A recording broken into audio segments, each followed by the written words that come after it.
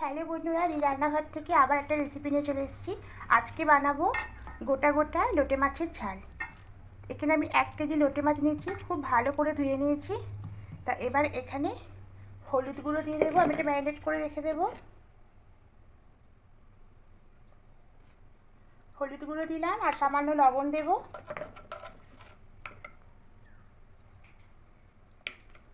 আর এখানে একটা পাতিলেবুর রস দেবো, পুরো গোটা দেবো না, আধখানা লেবুর রস দেবো।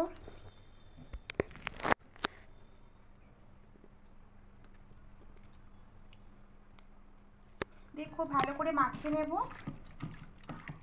খুব ভালো করে মাখিয়ে নিচ্ছি, এটা 10 মিনিট রেখে দেবো।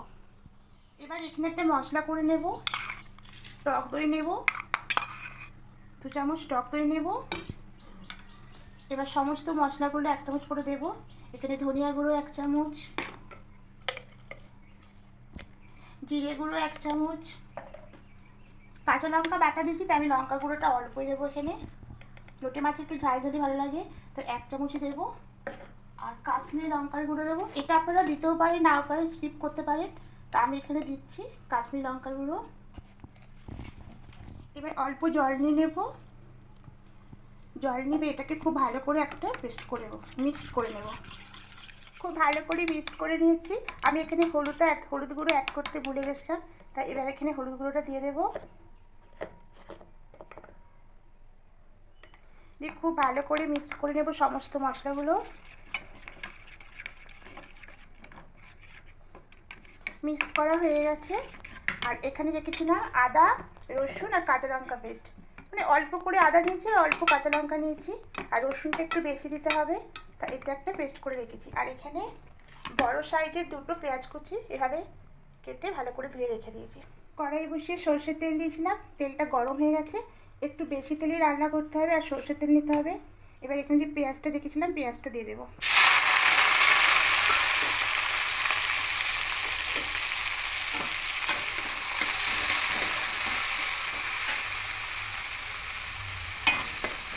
পেঁয়াজটা দিয়ে একটু হালকা করে লাল লাল করে ভেজে নেব। পেঁয়াজটা হালকা ভাজা হয়ে এসেছে, এবার এখানে লবণের পরিমাণটা করে দিয়ে দেব। ওখানে লবণ দিয়ে বেশি লবণ দেব না, এবার লবণটা পরিমাণ মতোই দিতে হবে। এবার খুব ভালো করে মিশিয়ে নিয়েছি পেঁয়াজের সঙ্গে লবণটাকে। এবার এখানে আদা, রসুন আর কাঁচা লঙ্কা পেস্টটা দিয়ে দেব। আগেই বলেছি রসুনটা বেশি করে দিতে হবে, আদা অল্প আছে আর কাঁচা লঙ্কা অল্প দিয়েছি। কাঁচা লঙ্কা আদা না দিলেও হবে এখানে, কিন্তু রসুনের পরিমাণটা একটু বেশি দিতে হবে। দিয়ে খুব ভালো করে মিশিয়ে নেব।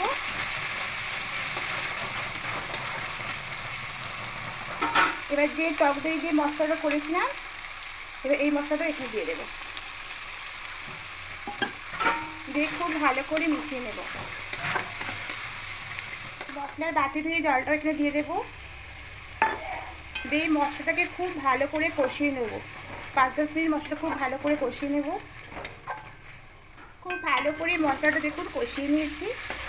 এবার এখানে মাছগুলো দিয়ে দেব।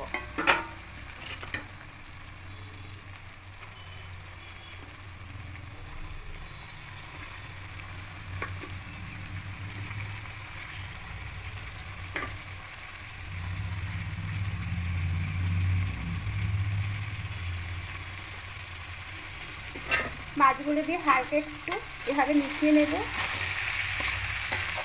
এরপরে আর মেশানো যাবে না এভাবে, তাই প্রথমটাতে এভাবে ভালো করে মশলার সঙ্গে খুব ভালো করে মিশিয়ে নেব। এই মিশিয়ে নিলাম। এবার মিডিয়াম ফ্লেমে এটাকে হতে দেব। এবার ঢাকাটা খুলে নেব। এবার আলতো করে মাছগুলোকে একটু এভাবে রেঙে নেব, বেশি ঘাঁটবো না, ঠিক এইভাবে আলতো করে।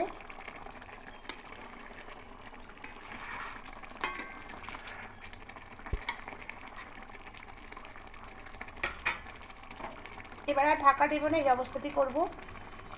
এবার এখানে ধনেপাতা কুচি দিয়ে দেবো।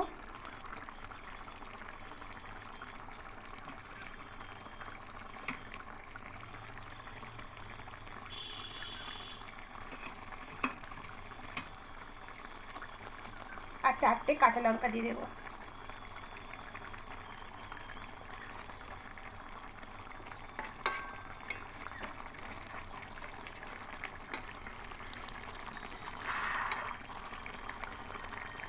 একদম আস্তে করে কড়াতে খুন্তিতে একটু দিতে হবে যাতে না মাছগুলো ভেঙে যায়।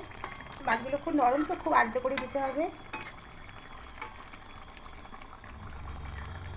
এইভাবে দিয়ে আবার একটু ঢাকা দিয়ে দেবো।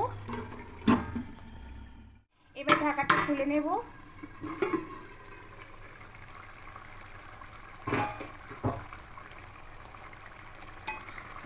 মাঝে মাঝে আমি একটু একটু করে এভাবে উল্টে দিয়েছিলাম, মানে খুন্তি দিয়ে একটু এভাবে সাইডগুলো করে দিয়েছিলাম, মানে বেশি নাড়া যাবে না, মাছগুলো ভেঙে যাবে। দেখুন মাছগুলো কত সুন্দর গোটা গোটা হয়ে আছে।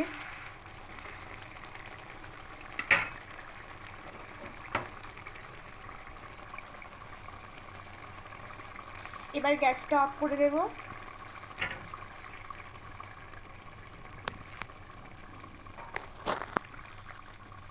দেখুন রান্নাটা একদমই হয়ে গেছে।